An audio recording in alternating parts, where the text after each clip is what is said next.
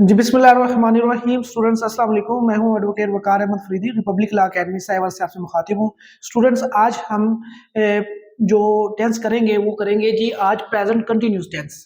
Present continuous tense जो है, इससे पहले हमने किया प्रेजेंट इंडेफिनिट टेंस। इंडेफिनिट के तीनों, प्रेजेंट इंडेफिनिट, पास्ट इंडेफिनिट और फ्यूचर इंडेफिनिट।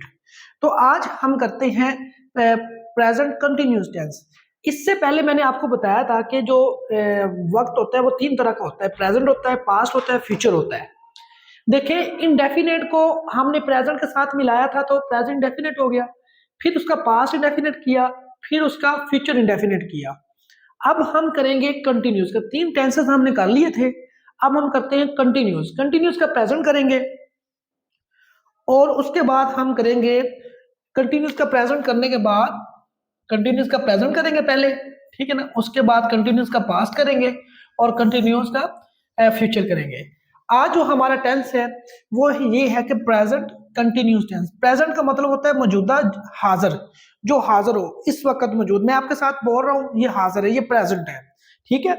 और कंटिन्यूस होता है जारी, जो कोई काम जारी हो। जैसे मैं पढ़ा रहा हूं, मैं अंग्रेजी पढ़ा रहा हूं, ये जारी है, कंटिन्यू है, ठीक है। जैसे आप लेक्चर सुन रहे हैं, ये कंटिन्यू है, ठीक हो गया। टेंस क्या होता है? जमाना, टाइम। तो अगर हम इससे प्रेजेंट कंटिन्यूस को डिफाइन करें तो हमें पता चलता है कि किसी काम का करना या होना, किसी काम का करना या होना मौजूदा दौर में, प्रेजेंट दौर में जारी पाया जाए, और वो फिक्रात जिनके आखिर पर रहा है, रही है, रहे हो वगैरह आता हो, तो ऐसे फिक्रात का तर्जुमा करते वक्त मंदरजा झैल बातों का ख्याल रखते हैं। मतलब इसमें हमने क्या पढ़ा कि किसी काम का करना या होना मौजूदा दौर में जारी पाया जाए और फिक्रे के आखिर पर रहा है, रही है, रहे वगैरह आता हो, तो ऐसे फिक्रात का तर्जुमा करते वक्त मंदरजा झैल बातों का ख्याल रखते हैं। वकार अंग्रेजी पढ़ा रहा है, वकार अंग्रेजी पढ़ा रहा है, इसमें क्या है? ये तो प्रेजेंट है, ये तो नहीं कहा वकार ने वकार अंग्रेजी पढ़ा रहा था, पास्ट नहीं है। और ये भी नहीं कहा फ्यूचर में वकार अंग्रेजी पढ़ा रहा होगा, यही कहा है ना, वकार अंग्रेजी पढ़ा रहा है। इससे एक तो ये समझ आ गई कि ये प्रेजेंट है, और दूसरा रहा है, पढ़ा रहा है, जारी है, कंटिन्यू है, तो इसका मतलब ये हो गया ये प्रेजेंट कंटिन्यूअस टेंस में फॉल करेगा, ये फिक्रा प्रेजेंट कंटिन्यूअस में फॉल करेगा, ठीक है। जैसा कि वकार अंग्रेजी पढ़ा रहा है, इसको हम ट्रांसलेट करेंगे फॉर्मूले की मदद से। सबसे पहले आता है सब्जेक्ट, सब्जेक्ट के बाद आता है इज, आर, इज या एम आएगा या आर आएगा, इज आएगा, एम आएगा या आर आएगा। इज, एम, आर के बाद इसके बाद लगाएंगे वर्ब की पहली फॉर्म और उसके साथ आईएनजी का इजाफा करेंगे और ऑब्जेक्ट लगा देंगे, ठीक है। ये जैसा कि ये देखें, सब्जेक्ट देखें, अब इसमें फिक्रे में अहम वकार अंग्रेजी पढ़ा रहा है, वकार क्या है? सब्जेक्ट है, तो सब्जेक्ट की जगह पे वकार लगा देंगे और वकार के साथ क्या आएगा? इज आएगा, आर आएगा या एम आएगा? इज आएगा, क्योंकि वकार सिंगुलर है। और वर्ब कौन सा है? टीच, टीच के साथ आईएनजी का इजाफा करेंगे, टीचिंग हो जाएगा। और ऑब्जेक्ट क्या है? इंग्लिश, अंग्रेजी, English. Waqar is teaching English. ये था यानी कि सिंपल, जो सिंपल फिक्रा होता है उसको बनाने का तरीका। अब सवाल पैदा होता है, इज, आर, एम जो है ये किन किन के साथ लगाया जाएगा? अगर ही, शी, इट आए तो इज जो है वो हम इज लगाएंगे, अगर आई आए तो फिर हम लगाएंगे एम लगाएंगे। मतलब कि अगर सब्जेक्ट आपका ही, शी, इट या वह नाम है तो इज आएगा, आई है तो एम आएगा, यू, दे या वी है तो आर आएगा। इसमें आपको क्लियर हो जाना चाहिए, यू हेल्पिंग वर्ब में आपको जो मिस्टेक नहीं करनी है। फॉर एग्जाम्पल, ही आया, ही इज टीचिंग इंग्लिश, वो अंग्रेजी पढ़ा रहा है तो क्या आ जाएगा? He is teaching English. She is teaching English. It is raining, बारिश हो रही है, इट इज रेनिंग, कंटिन्यू है ना, इट इज रेनिंग, बारिश के साथ इट लगता है। आई एम टीचिंग, आई के साथ क्या आ गया? मैंने तो बताया ना, आई के साथ एम लगाना है, तो आई एम टीचिंग लगा दिया मैंने, ठीक है। आगे है we are teaching English, we are teaching English, we plural है इसलिए आर का इजाफा हुआ इसमें। जो आगे है they are teaching English, they are teaching English, ये दे भी प्लूरल है, एक से ज्यादा है तो उसके साथ आर का जो हेल्पिंग वर्ब आर लगेगा। इसके साथ साथ जब यू है, यू आर टीचिंग इंग्लिश, आप क्या कहें यू भी तो सिंगुलर है ना, लेकिन ग्रामर की रूल से हम जो यू के साथ भी आर लगाते हैं, यू आर टीचिंग इंग्लिश। ये था आपका सिंपल फिक्रात बनाने का तरीका। अब अगर हम देखें कि नेगेटिव सेंटेंसेस कैसे बनाए जाते हैं, नेगेटिव सेंटेंसेस मनफी फिक्रा अगर आ जाए कि वकार अंग्रेजी नहीं पढ़ा रहा, तो फिर इसको कैसे ट्रांसलेट करेंगे। इसका बनाने का तरीका ये है, सबसे पहले हम सब्जेक्ट लिखेंगे, सब्जेक्ट, उसके बाद इज आर एम के बाद नॉट, नॉट का इजाफा करेंगे और वर्ब की पहली फॉर्म के साथ आईएनजी लगाकर ऑब्जेक्ट लगा देंगे। जैसा कि वकार अंग्रेजी नहीं पढ़ा रहा है, वकार इज नॉट टीचिंग इंग्लिश।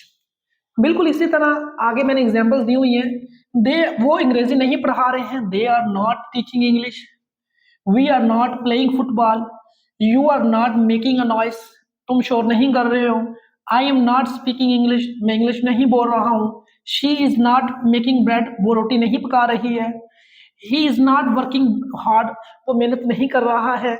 ये ऐसे फिक्रात जो है ये सारे नॉट का इजाफा होगा मनफी में और हेल्पिंग वर्ब सब्जेक्ट के मुताबिक लगेगा। ठीक है, अब अगर ये कहा जाए, सवाल की सूरत में पूछा जाए क्या वकार अंग्रेजी पढ़ा रहा है, इंटेरोगेटिव सेंटेंसेस को कैसे किया जाएगा। इंटेरोगेटिव सेंटेंसेस को क्या क्या तरीका है कि सिंपल वही जो फॉर्मूला सब्जेक्ट के बाद इज आर एम हम यूज करते हैं, उसको इज आर एम को हम सब्जेक्ट से पहले ले आएंगे। जैसा कि ये देखिए, इज एम आर जो है इसको हम सब्जेक्ट से पहले ले आए और उसके बाद सब्जेक्ट के बाद वर्ब की फर्स्ट फॉर्म के साथ आईएनजी और प्लस ऑब्जेक्ट। जैसा कि क्या वकार अंग्रेजी पढ़ा रहा है, इज वकार टीचिंग इंग्लिश, ये आ जाएगा। अब अगर डबल इंटेरोगेटिव सेंटेंसेस आ जाते हैं, तो मतलब डबल इंटेरोगेटिव सेंटेंसेस से मुराद है क्यों वाले फिक्रात, कैसे वाले, कि ये कब, वेयर, ये WH वाले अल्फाज आ जाए तो इनको डबल इंटेरोगेटिव सेंटेंसेस कहते हैं। समझने के लिए कह रहा हूँ, वकार अंग्रेजी क्यों पढ़ा रहा है, पहले तो हमने ये पढ़ा ना क्या वकार अंग्रेजी पढ़ा रहा है, अब ये है कि वकार अंग्रेजी क्यों पढ़ा रहा है। तो ये आ जाएगा WH, सबसे पहले WH वाले अल्फाज आएंगे, उसके बाद इज आर एम, WH के बाद इज आर एम लगाएंगे और उसके बाद सब्जेक्ट वर्ब की फर्स्ट फॉर्म और आईएनजी के बाद ऑब्जेक्ट। वाई देखिए, अब सिंपल में तो इज शुरू में आता है ना, अब इज से पहले जो हेल्पिंग वर्ब से पहले जो वाई वेन वाले अल्फाज आ जाएंगे। Why is Waqar teaching English, Waqar English क्यों पढ़ा रहा है, why is teaching English, Waqar English क्यों पढ़ा रहा है। अगर इसके बाद अगर देखिए ना इंटेरोगेटिव और नेगेटिव दोनों आ जाए तो फिर उसका तर्जुमा कैसे करना है, सवालिया मनफी फिक्रात बनाने का तरीका, वकार अंग्रेजी क्यों नहीं पढ़ा रहा है। अब क्यों, इसमें सवालिया भी आ गया और मनफी भी आ गया है, ठीक है, सवालिया भी है और मनफी भी है। इसमें हम क्या करते हैं, WH वाले अल्फाज जो है उसके is am are, is am are के बाद पहले WH वाले अल्फाज इज आर एम के बाद सब्जेक्ट का लगाएंगे और उसके बाद नॉट लगाएंगे और वर्ब की फर्स्ट फॉर्म के साथ ऑब्जेक्ट हम ऐड करेंगे। इसमें क्या आ जाएगा, वकार अंग्रेजी क्यों नहीं पढ़ा रहा, why is Waqar not teaching English. ये था आपका प्रेजेंट कंटिन्यूस टेंस। इसका मैंने सिंपल भी करवा दिया आपको, इंटेरोगेटिव भी नेगेटिव भी और डबल इंटेरोगेटिव और नेगेटिव दोनों 4-5 जिसकी जो कंडीशन सारी थी सूरतें वो मैंने आपको करवा दी हैं, बिल्कुल आसान है। इसके बाद हम करेंगे पास्ट कंटिन्यूस टेंस और उसके बाद हम करेंगे फ्यूचर कंटिन्यूस टेंस, तरतीब के साथ कंटिन्यूस की तीनों हालतें करेंगे। इंशाल्लाह आपको बड़ी आसानी के साथ समझ आती जाएगी। अब मैंने ये कुछ फिक्रात लिखे हैं, आपने जब आप ये वीडियो देखेंगे तो आपने ये जो सेंटेंसेस है मैंने उर्दू में लिखे हैं, इनको आपने ट्रांसलेट करके वीडियो पे ही कमेंट कर देने, वहां पे मैं चेक कर लूंगा। हम खाना खा रहे हैं, वो फुटबॉल खेल रहे हैं, असलम नमाज पढ़ रहा है, अकरम दूध पी रहा है, तुम अंग्रेजी नहीं बोल रहे हो, वो खाना नहीं खा रहे हैं, अब्बू चाय नहीं पी रहे हैं, क्या हम खेल रहे हैं, क्या वो स्कूल जा रही है, वो शोर क्यों कर रही है। ये फिक्रात का आपने इसकी ट्रांसलेशन करनी है और आपने मुझे सेंड करनी है। अगले लेक्चर में पास्ट कंटिन्यूस टेंस में मिलते हैं इंशाल्लाह। तब तक के लिए वकार अहमद अफरीदी को इजाजत दीजिए। अल्लाह हाफिज।